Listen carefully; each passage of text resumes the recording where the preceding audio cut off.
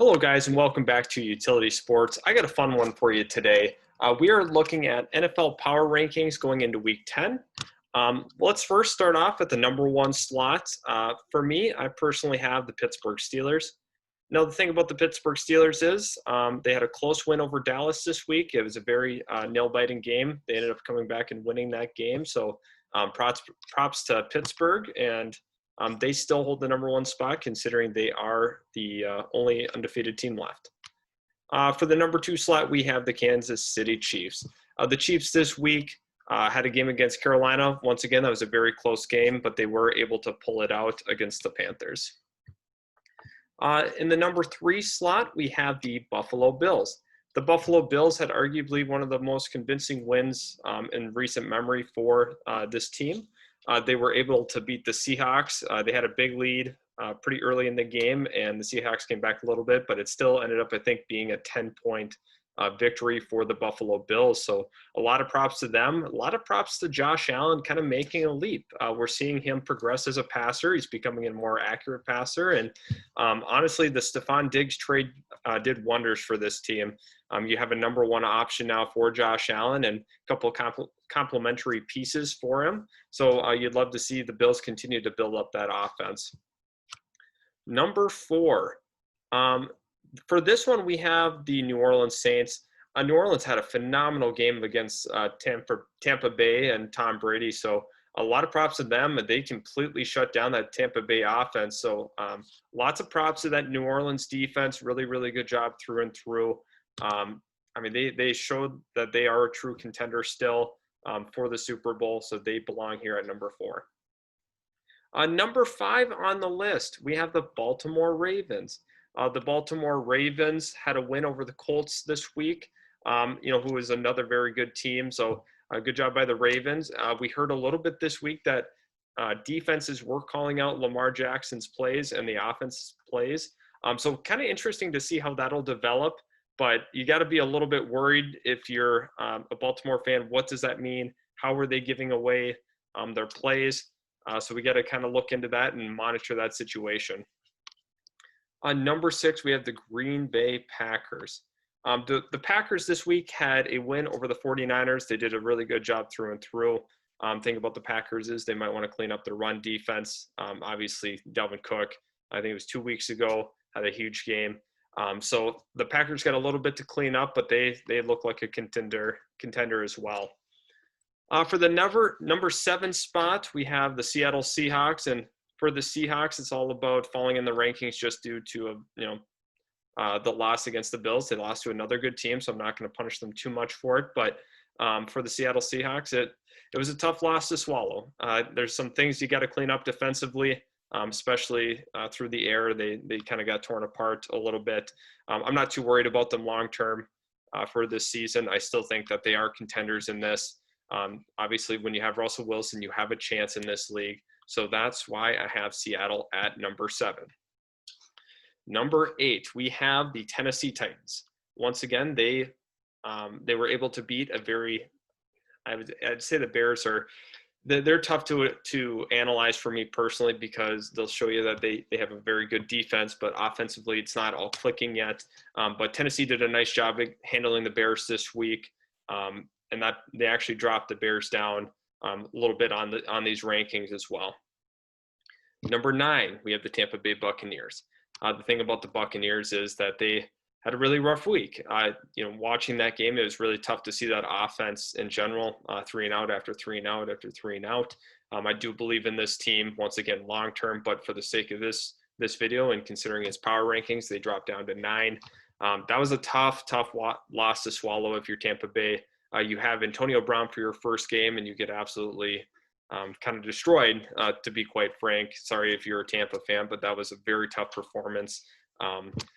Honestly, you don't want to see that. You lose like that to a division rival at home.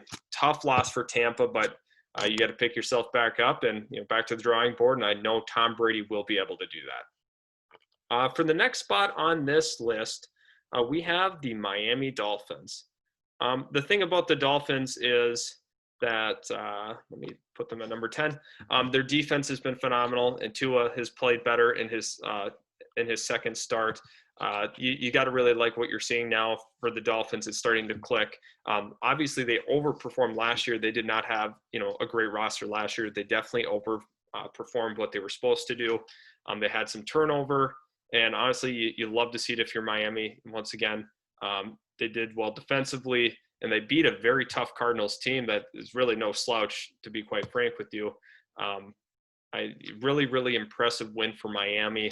They gutted it out, 3-point victory over the Cardinals, which are our number 11 team. If you're the Cardinals, you would have really liked to have had this one. You definitely were in a position to win that game, but it only drops you down to number 11 in the power rankings. It's not bad. You have Kyler Murray, who's been playing exceptionally well all season long, so that's why we have the Cardinals at 11. The next team is the LA Rams. As you can see, some of these are the older logos. But for the LA Rams, you're on a bye week, and honestly, this team looks a lot better than last year. I knew that Sean McVay would turn this thing around.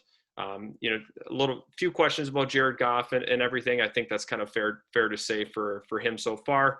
But the Rams at 12. The number 13 team is the Las Vegas Raiders, who just had a victory over the Chargers in a close game. So the Raiders have been an interesting team all year long. A lot of people thought that they could easily be the bottom team in the division. However, once again, John Gruden is proving them wrong. They've been able to win some gutty games. They were able to beat the Chiefs, which nobody even gave them a remote close chance to winning that game. So quite frankly, here, 13 is a good spot for the Raiders, and they've been playing, pretty well. The next team was also a bye team, I believe. Yep, so it is the Cleveland Browns. Kevin Stefanski is exactly what this team needed. They're going to run the ball. They're going to punish you on the ground. Honestly, they're going to utilize a lot of the play action from what we've seen from Kevin Stefanski's offenses. The Browns had a very nice start to start the year, kind of tumbled a little bit, but they still are a good team in this league. For the number 15 spot, we have the Indianapolis Colts, which we had mentioned prior that they lost to the Baltimore Ravens.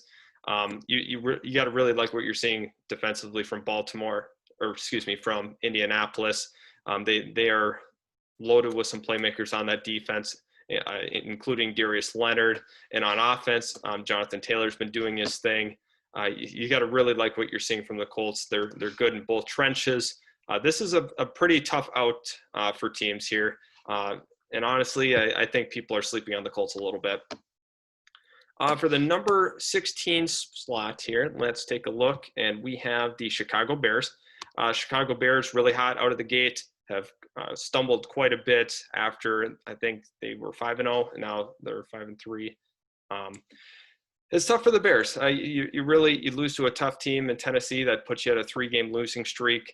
On offense, you got to kind of figure it out. It's tough. I know you had to play Tennessee this week, but you really got to figure things out. And if you're the Bears, you got to figure it out quick. You're possibly in danger of losing second in the division if you don't clean it up a little bit. I think Minnesota's coming potentially. I think that the Bears will ultimately finish second in the division, but you got to kind of pick up the slack a little bit. The Bears obviously still have a winning record. You feel good about that. But you got to keep plugging away. You got to figure something else out offensively. Trubisky's got the shoulder injury, so there's really no option to go back to him. I would opt it myself to stay with Foles, stay with it, keep letting him learn the offense a little better. Obviously, he hasn't been with the Bears that long from the trade from Jacksonville, so that's why we have the Bears at 16. Number 17, we have a team that's got quite a few injury issues. Let's go to the San Francisco 49ers.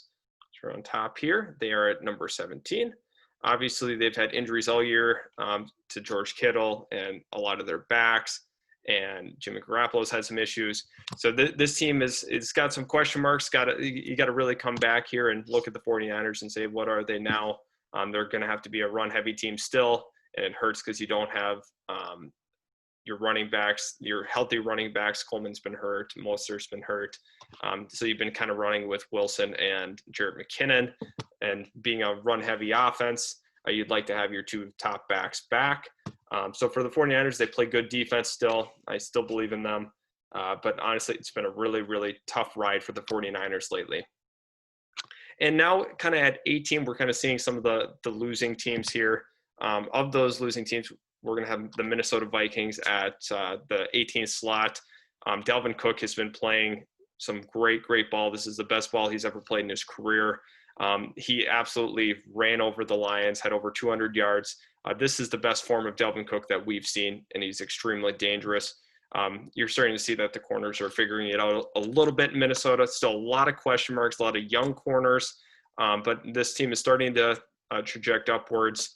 The Minnesota Vikings are a team that a lot of us thought would make the playoffs again, maybe not as a division winner, but possibly as a wild card team, because they had a great playoff win in New Orleans last year, but injuries with Danielle Hunter, inexperienced corners, losing some guys in free agency, especially at that corner spot, you kind of had to thrust some of your rookies like Dantzler and Gladney into that starting role. They weren't necessarily ready. So Vikings at 18. For 19, we have the Philadelphia Eagles. The NFC East is kind of a mess through and through. The Philadelphia Eagles have had their fair share of issues. Carson Wentz has had quite a bit of issues. You've had some injuries if you're the Eagles. Not as consistent line play as we've seen from the past from the Philadelphia Eagles. That's kind of causing some issues. Carson Wentz is under a lot of pressure a lot of the time. So for the Eagles, you had your bye week. You feel okay. You're the division leader. You probably feel pretty good that you're the division leader considering with how your seasons went. So Eagles at 19. 20 is a team that could be much higher if they could just hold a lead. Unfortunately for you Falcon fans, it's been a tough year to watch, up and down. They had a very, very nice win against the Denver Broncos. I think they're on a 2-game winning streak. So you feel pretty good if you're the Falcons. You've been in a lot of games.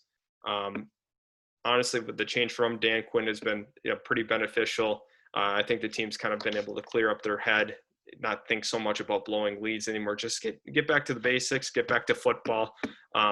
So I like what's going on in Atlanta. They're trajecting upwards. I got them at 20.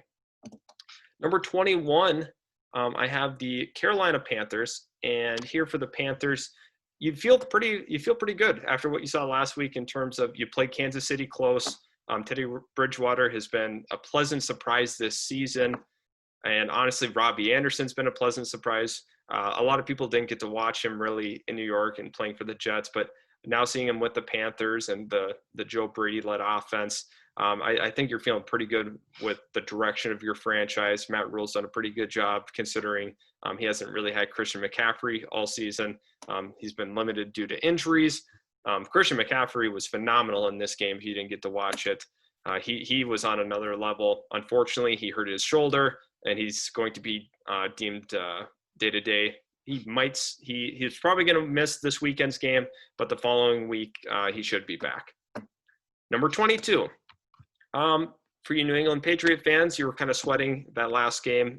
Joe Flacco played above what he is as a player. The Patriots did not play particularly well, but you're happy you came out of that with a victory. You should feel okay.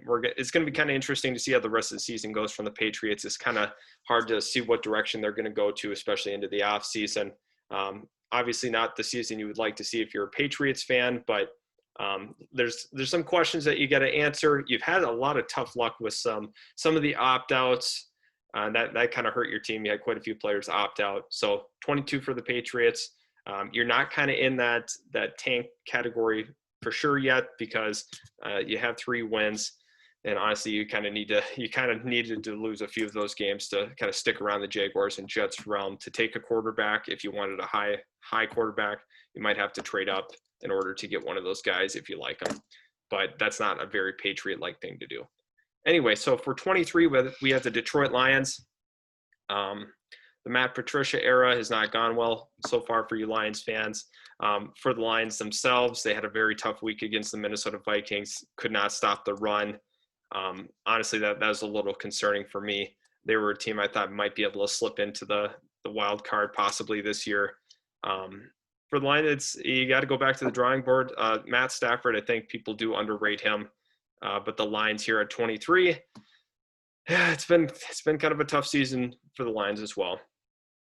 24, we have the Denver Broncos, who just dropped one to Atlanta in a close game. Honestly, for Denver, you've had a lot of tough luck with injuries again. Von Miller being out, and you had Drew Lock out. So just trying to get healthy again. And honestly, this team has a pretty bright future considering that they have some playmakers on the outside. Jerry Jeudy's a stud. Cortland Sutton's a stud. You get a couple of nice running backs with Melvin Gordon and Phillip Lindsay, and you have a very promising tight end in Noah Fant. You'd like to really add to the defense, especially maybe at the cornerback position. Could maybe look for some O-line. But anyway, just some thoughts about that game. It's tough to lose to Atlanta there. You'd like to obviously get that win, but considering that loss, they fell a little bit in my rankings down to 24. 25, we have the LA Chargers, and here for the Chargers, once again, a really close loss to the Raiders. Thought the Chargers could definitely pull that one out. We saw in the right corner of the end zone the near touchdown that was dropped. That would have been the game winner. Really tough one for Justin Herbert to swallow.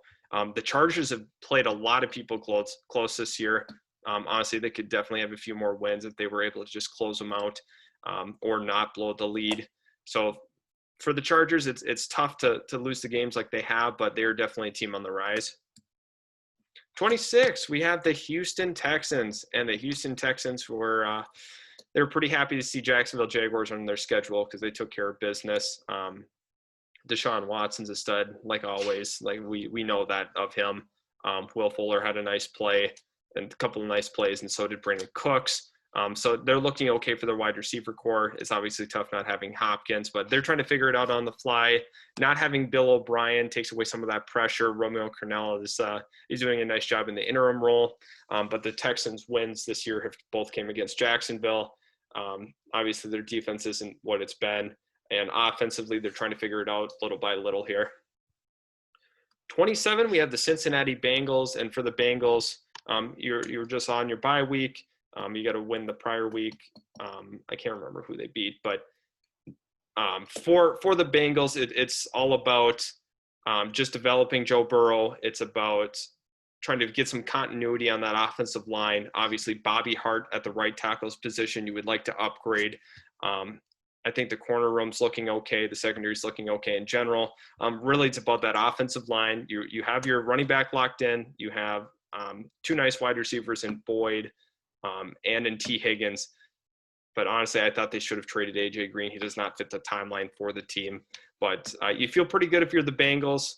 Obviously, Joe Burrow's looked every bit of the part what we thought he would be, especially with a Bengals offensive line that's had some issues, had some continuity issues. But the Bengals, I think next year will definitely be better. They're going to have another high pick, possibly get a tackle with that. With the next spot, we have 28. We have the Dallas Cowboys. For you Cowboys fans, it's been a tough year. Obviously, I think that you guys could have been a playoff team with Dak Prescott.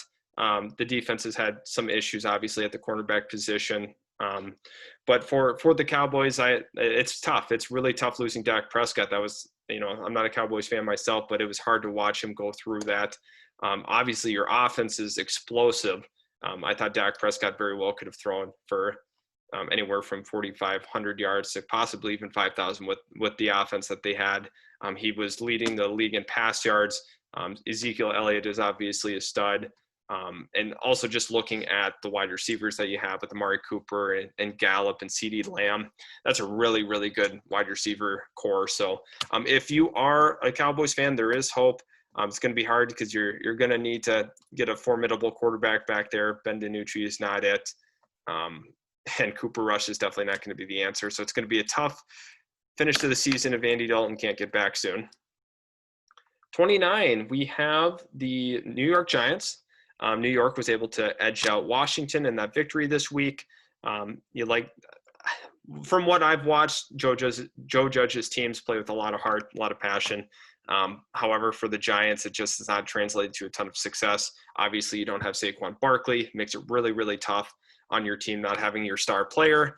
It's going to really, push Daniel Jones to make some plays, and he's had to make a few plays, obviously. So if you're a Giants fan, you're looking forward to next season. it's going to be a tough road the rest of the way. Obviously, there's still a shot for the division, right? That goes the same for the Cowboys, the Giants, and the Washington football team. However, just not looking great for you guys. And speaking of Washington football team, here they are at 30. Tough loss. Terry McLaurin's a stud. You have him to look forward to. Obviously, the Kyle Allen injury hurts a little bit. But, hopefully you can kind of pick things up. The defense has got some promising pieces. And obviously, like I said, you have McLaurin and you have a few nice pieces on the offensive line. But if you're the Washington football team, you've got to look forward to next season once again.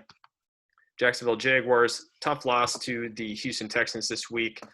They almost set an NFL record with most points over 30 most points given up consecutively, like 30-point games given up consecutively. You really don't like to see that if you're Jacksonville. They got a lot of issues across. The linebacking core has not performed as well. Myles Jack has done a phenomenal job. Schobert's done an okay job. But the big concern for me is the secondary, especially the safeties. A lot of things to clean up if you're Jacksonville. To be quite honest, I think they should have sold more at the deadline, but they opted not to. Doug Marrone should be fired. Dave Caldwell, the general manager, should be fired. So if you're Jacksonville, that was a tough loss, but you just got to keep plugging away because the hope is you're able to take a quarterback this year. And speaking of taking quarterbacks, New York Jets, they had a close game with New England. I'm gonna be honest. I thought it was going to be a wider margin of victory for New England, but they stuck with it. They showed a little bit of promise finally. However, it was still an L. They blew the game. That was really, really tough to watch if you're a Jets fan. So if you disagree or have any comments or concerns about this power ranking, I encourage you to look in the comments section. I would love to speak with you about it. And if you're new, please subscribe. I'd love for you to come and look at new daily content of NFL or NBA. I'd really encourage you to hit the subscribe button and the like. Thank you so much for watching this mock draft. Or excuse me, not mock draft, but NFL Power Rankings. And I hope to see you soon.